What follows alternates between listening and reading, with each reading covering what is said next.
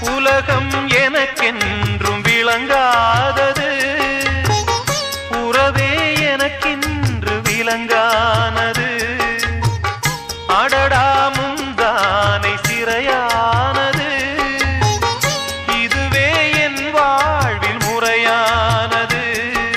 பாறை ஒன்றின் மேலே ஒரு பூவாய் முளைத்தாயே, உறவுக்கு உயிர் தந்தாயே. நானே